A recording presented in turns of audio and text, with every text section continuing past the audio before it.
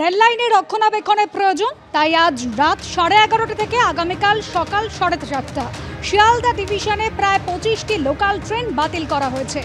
একই সঙ্গে বেশ কিছু দূরপাল্লার ট্রেনের যাত্রাপথ পরিবর্তন করা হয়েছে। অরিত্রিক ভট্টাচার্য আমাদের প্রতিনিধি রয়েছেন আমাদের সঙ্গে টেলিফোন লাইনে। অরিত্রিক, কোন কোন ট্রেন বাতিল করা হয়েছে, কোন কোন ট্রেনের রুট পরিবর্তন করা হয়েছে?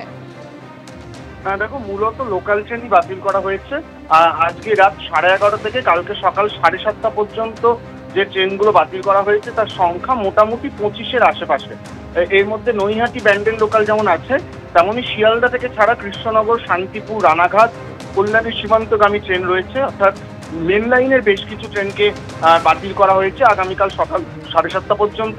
পাশাপাশি বাদিয়া শিয়ালদা এক্সপ্রেস, যোগবাণী কলকাতা এক্সপ্রেস, এই যে ট্রেন কয়েকটি রয়েছে সেগুলোকে ঘুরপথে চালানো হবে এবং বেশ কিছু ট্রেনকে রিশিডিউল করা হচ্ছে। তার মধ্যে নিউ আলিপুরদুয়ার থেকে শিয়ালদার দিকে আসা তিস্তা দোস্ত এক্সপ্রেস রয়েছে, হাটেবাজার এক্সপ্রেস রয়েছে, বালুরঘাট থেকে শিয়ালদায় আসার বালুরঘাট শিয়ালদা এক্সপ্রেস রয়েছে এবং রাধিকাপুর এক্সপ্রেস রয়েছে।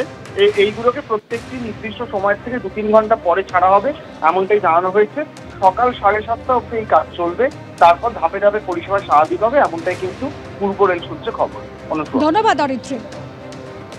নীতি আয়োগের বৈঠক থেকে যে অভিযোগ সামনে আসছে এবং সেই সঙ্গে পাল্টা অভিযোগ, নীতি আয়োগের বৈঠক থেকে মুখ্যমন্ত্রী মমতা বন্দ্যোপাধ্যায়ের ওয়াকআউট, মাইক বন্ধ করে দেওয়ার অভিযোগ তিনি সামনে এনেছেন। যে মাঝপথে অর্থাৎ 5 মিনিটেই তার মাইক বন্ধ করে দেওয়া হয়, তাকে বলতে দেওয়া হয় না, তাই মাঝপথেই তিনি বেরিয়ে আসেন।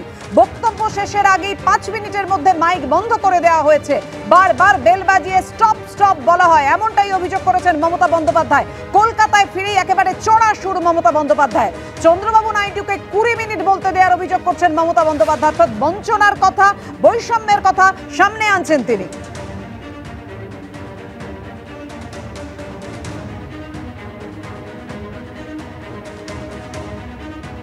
আর কখনো নীতি আয়োগের বৈঠকে আসবো না, নীতি আয়োগের বৈঠকে অপমানের অভিযোগে হুঁশিয়ারি মুখ্যমন্ত্রীর।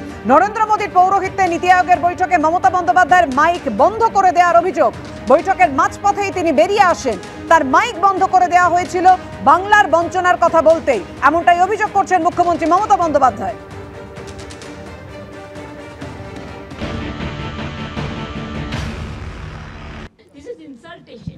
I will not attend any meeting further. আমি যেটা বলেছি সেটা হচ্ছে আমি দেশের স্বার্থে এবং বাংলার স্বার্থে, রাজ্যগুলোর স্বার্থে আজকে এসেছি, একা, অপোজিশনের কেউ আসেনি। কিন্তু আপনাদের পরিষ্কারভাবে বলছি, আপনারা বাজেটে আমাদের বঞ্চনা করেছেন, আপনারা বাংলার সমস্ত উন্নয়নের প্রজেক্ট বন্ধ করে দিয়েছেন, আপনারা বিরোধী দলের কোনো রাজ্যকে কোনো সুযোগ দেন না এবং আপনারা আমাদের 3 বছর ধরে 100 দিনের কাজ বন্ধ, প্রধানমন্ত্রী আবাস যোজনা বন্ধ, রুরাল রোড যোজনা বন্ধ, সমস্ত কিছু বন্ধ করে রেখেছেন। এমনকি ফুড সাবসিডি পর্যন্ত দেননি। আমরা 1,71,000 কোটি টাকা পাই লাস্ট ইয়ার পর্যন্ত, এই বাজেটেও কিছু নেই, শুধু জিরো। এইটুকু বলার সাথে সাথে আমার মাইকটা স্টপ করে দিয়েছে। আমি বললাম, why you discriminate, why you stop me? I am only attending, you should be happy for that. Instead of that, you are giving more scope to your party, your government, and you only me on behalf of opposition, only I am there, and you stop my mic. আপনি আমার mic বন্ধ করে দিচ্ছেন। আপনাদের এই বঞ্চনা আমি মানি না, তাই মনে রাখবেন আমি চললাম।